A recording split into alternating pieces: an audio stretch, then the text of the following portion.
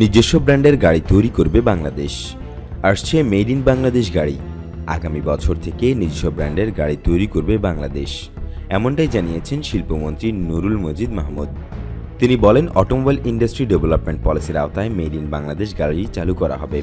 নিজস্ব ব্র্যান্ডের গাড়ির দাম আমদানি করা গাড়ির দামের চেয়ে কম হবে বলেও জানান মন্ত্রী।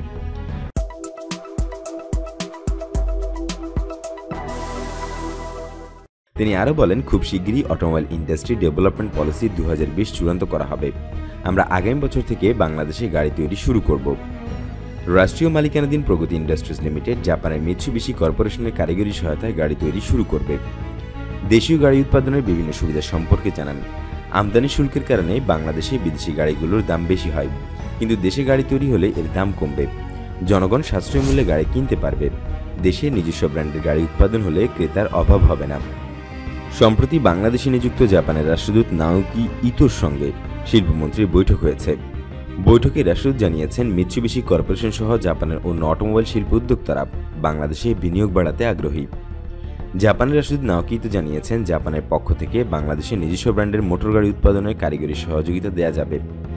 এছাড়া তিনি বাংলাদেশে অটোমোবাইল এবং লাইট ইঞ্জিনিয়ারিং শিল্প সম্পর্কিত ভেন্ডর শিল্পের বিকাশ এবং বাংলাদেশে একটি automobile testing and research institute স্থাপনে সহায়তা করার প্রস্তাব দিয়েছেন।